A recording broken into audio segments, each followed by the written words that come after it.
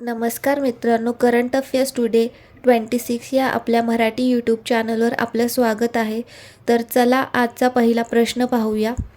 अलीकडे border road ऑर्गनायझेशनचे नवे DG म्हणजेच डायरेक्टर जनरल कोण झाले आहे? तर याचं योग्य आन्सर आहे राकेश अग्रवाल. बॉर्डर रोड ऑर्गनायझेशनची स्थापना ही 7 मे 1960 रोजी झाली. याचं हेडक्वार्टर कुठे आहे? तर नवी दिल्ली येथे. आणि हे कोणाच्या मंत्रालयाअंतर्गत येते? तर संरक्षण मंत्रालयाअंतर्गत येते. आणि याचे लेफ्टनंट जनरल हरपाल सिंग 29वे डायरेक्टर जनरल आहेत हे. आणि याचं ब्रीद वाक्य काय आहे? श्रमण सर्वसाध्यम. आणि याचं मुख्य उद्दिष्ट काय आहे? हे काय काम करते? तर सीमावर्ती भागांमध्ये रणनीतिक रस्ते, नेटवर्क आणि पायाभूत सुविधांचा विकास व देखभाल करणे. PRO कोणकोणत्या गोष्टींसाठी न्यूजमध्ये होता आता सध्या? तर बॉर्डर रोड ऑर्गनायझेशनने लडाखमधील मिग्ला दर्रा येथे 19,400 फूट उंचीवर जगातील सर्वात उंच मोटारयोग्य रस्ता बांधून नवा जागतिक विक्रम प्रस्थापित केला. आणि 2021मध्ये PROने लडाखमधील उमलिंगला पास येथे 19,024 फूट उंचीवर जगातील सर्वात उंच मोटारयोग्य रस्ता बांधल्याबद्दल गिनीज वर्ल्ड रेकॉर्ड मिळवला होता. आणि त्यांनी स्वतःच हा 2025ला रेकॉर्ड मोडला आहे. 19,400 फूट उंचीवर जगातील सर्वात उंच मोटारयोग्य रस्ता बांधून. तर असेच काही महत्त्वाचे अपॉइंटमेंट पाहूया. NIA म्हणजेच नॅशनल इन्व्हेस्टिगेशन एजन्सीचे डायरेक्टर जनरल याचा अतिरिक्त भाग आपण बघितलं राकेश अग्रवाल यांना दिलेला आहे. प्रवीर रंजन CISFचे डायरेक्टर जनरल आहेत. प्रवीण कुमार ITBP. संजय सिंगल SSBचे. प्रवीण कुमार यांना ॲडिशनल चार्ज दिलेला आहे BSFचे. ज्ञानेंद्र प्रताप सिंग यांना CRPFचे. B श्रीनिवासन यांना NSGचे. आलोक शर्मा SPG. गुरबीर पाल सिंग NCCचे. परमेश शिवमणी ICGचे. पियुष आनंद NDRF. सोनाली मिश्रा या पहिल्या महिला बनल्या RPF DG. SBK सिंग होमगार्डचे. Assam Rifles Vikas Lakhera. Anurag Garg narcotics control ब्युरोचे. Air chief marshal Amarpreet Singh. Naval chief Dinesh Kumar Tripathi आणि आर्मी चीफ उपेंद्र त्रिवेदी. तर हे महत्त्वाचे अपॉइंटमेंट्स आहेत, तर लक्षात ठेवा. पुढील प्रश्न पाहूया. तर अलीकडे जागतिक ब्रेल दिन हा कधी साजरा करण्यात आला? तर याचं योग्य आन्सर आहे 4 जानेवारी. तर दरवर्षी 4 जानेवारी रोजी जागतिक ब्रेल दिन हा साजरा केला जातो. 4 जानेवारी हा ब्रेल लिपीचा संशोधक लुई ब्रेल यांचा जन्मदिवस आहे. त्यांनी ब्रेल लिपीचं संशोधन लावलेलं आहे. आणि हा पहिल्यांदा साजरा कधी केला? तर 2019मध्ये. आणि या ब्रेल लिपीचं उद्दिष्ट हेच आहे की दृष्टीहीन व्यक्तींच्या हक्कांबाबत जागरूकता निर्माण करणे आणि ब्रेल लिपीचे महत्त्व अधोरेखित करणे. ब्रेल लिपी म्हणजे दृष्टीहीन व्यक्तींना वाचन आणि लेखनासाठी वापरले जाणारे एक स्पर्शाधारित लिपी असते. तर लक्षात ठेवा, हा महत्त्वाचा प्रश्न आहे, एक्झामला येऊन गेलेला आहे. पुढील प्रश्न पाहूया. भारतीय लष्कराने नेटवर्किंग अँड डेटा सेंट्रिसिटी हे कोणते वर्ष घोषित केलेले आहे? तर याचं योग्य आन्सर आहे 2026. तर भारतीय सेनेने 2026 हे वर्ष year of network and data centricity म्हणून जाहीर केलेले आहे. या उपक्रमामुळे कनेक्टिव्हिटी, प्रत्यक्ष वेळेत निर्णय घेण्याची क्षमता आणि युद्धातील प्रभावशीलता वाढेल. सोप्या भाषेत सांगायचं तर 2026मध्ये भारतीय सेना स्वतःला एक स्मार्ट आणि हायटेक सेना बनवण्यावर पूर्ण भर देणार आहे. आणि जिथे डेटा म्हणजेच माहिती आणि नेटवर्क हेच सर्वात मोठे शस्त्र असणार आहे. इंडियन आर्मीची स्थापना कधी झाली? तर 1 एप्रिल 1895ला ही ईस्ट इंडिया कंपनीद्वारे झालेली. आणि भारतीय सेना आपण 15 जानेवारीला साजरा करतो. का? तर 15 जानेवारी 1949 रोजी पहिले भारतीय सेना प्रमुख फील्ड मार्शल KM करियप्पा यांना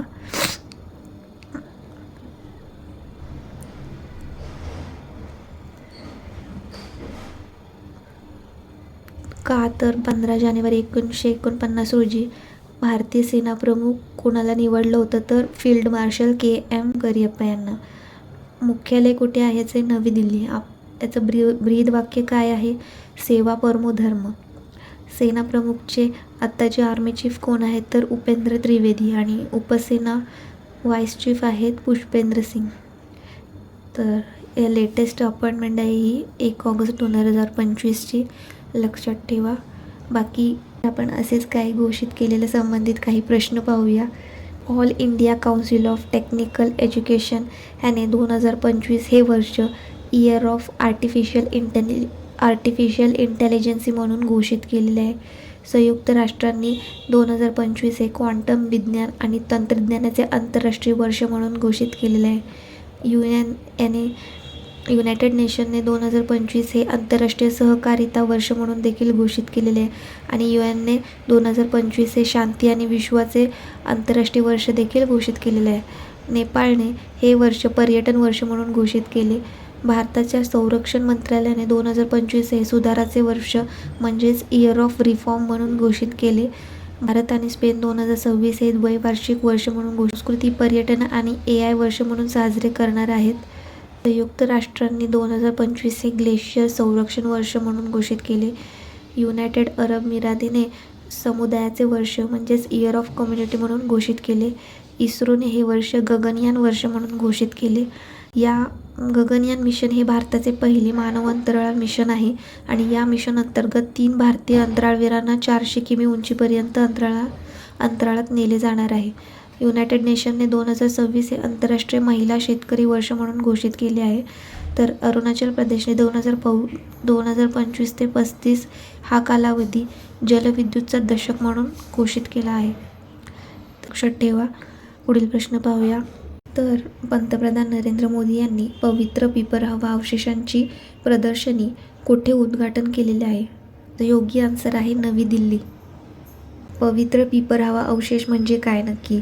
तर हे भगवान बुद्धांशी संबंधित प्राचीन कलाकृतीचा एक संग्रह आहे आणि हे अवशेष 1898 साली उत्तर प्रदेशातील पिपरहवा स्तूपाजवळ सापडले होते.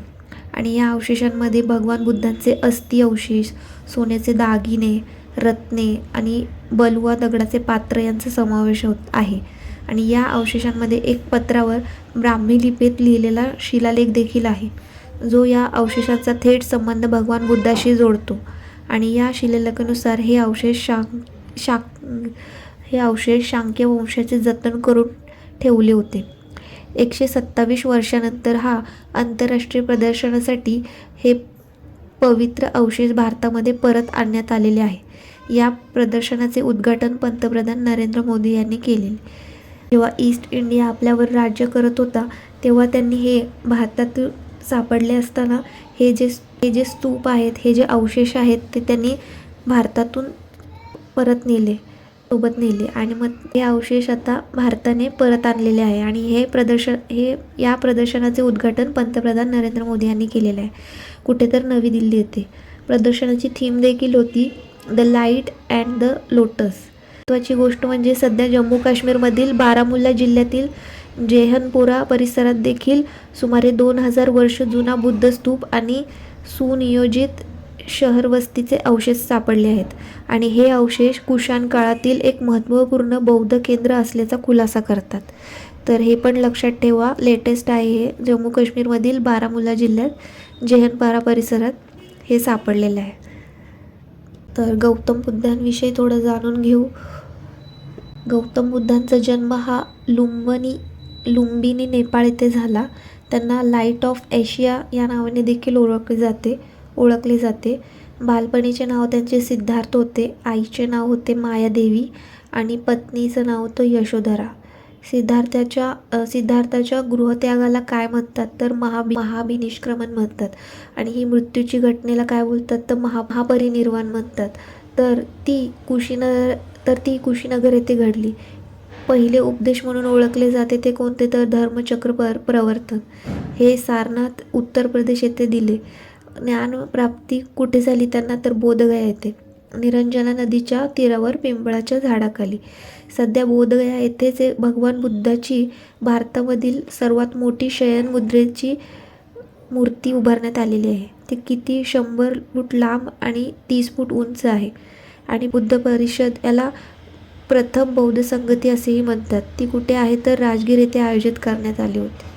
तर हे महत्त्वाचे पॉईंट्स आहेत, लक्षात ठेवा. पुढील प्रश्न पाहूया. तर अलीकडे भारताने कोणत्या देशाला मागे टाकून जगातील सर्वात मोठा तांदूळ उत्पादक देश बनला आहे? योग्य आन्सर आहे चीन. US डिपार्टमेंट ऑफ ॲग्रिकल्चरद्वारे जारी करण्यात आलेल्या अहवालानुसार आता भारत जगातील सर्वात मोठा तांदूळ उत्पादक देश बनलेला आहे. तांदूळ उत्पादनामध्ये भारताने चीनला मागे टाकलेले आहे आणि या अहवालात भारताचे तांदूळ उत्पादन 152 MMT, चीनचे तांदूळ 146 MMT झालेले आहेत. जगातील तांदूळ निर्यातीतील भारताचा वाटा हा आता 40% आहे. आणि भारतातील प्रमुख तांदूळ उत्पादक राज्य कोणती आहेत? तर उत्तर प्रदेश नंबर 1ला आहे, सेकंड आहे पंजाब आणि थर्ड आहे पश्चिम बंगाल. मिलियन मॅट्रिक टन म्हणजे काय थोडक्यात बघू. 1 दशलक्ष मॅट्रिक टन म्हणजेच 10 लाख मॅट्रिक टन. हे मोजमाप धान्य उत्पादन, खनिज, कोळसा, तेल इत्यादींचे मोठ्या प्रमाणातील उत्पादन किंवा साठा दर्शवण्यासाठी वापरले जाते. यासंबंधित काही महत्त्वाचे प्रश्न पाहूया. आंतरराष्ट्रीय तांदूळ संशोधन केंद्र म्हणजेच इंटरनॅशनल राईस रिसर्च इन्स्टिट्यूट हा फिलिपिन्समध्ये आहे आणि भारतातील केंद्र कुठे आहे? तर कटक, ओडिसा येथे. गोल्डन राईसला मंजुरी देणारा आणि नंतर बंदी घालणारा पहिला देश देखील फिलिपिन्स आहे. गोल्डन राईस यामध्ये व्हिटॅमिन एचे प्रमाण जास्त असते. भारताचा पहिला राईस ATM कुठे आहे? तर ओडिसा येथे. ICAR म्हणजेच Indian council of agriculture research याने भारतातील पहिल्या 2 जीनोम संपादित जाती विकसित केल्या. ती कोणती? तर DRR 100 आणि सेकंड आहे पुसा DST-1.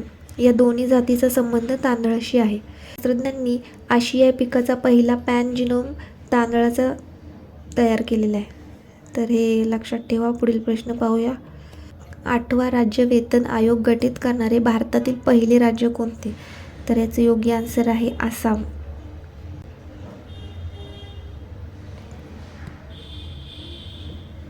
तर 8वा राज्य वेतन आयोग गठीत करणारे पहिले राज्य हे आसाम आहे.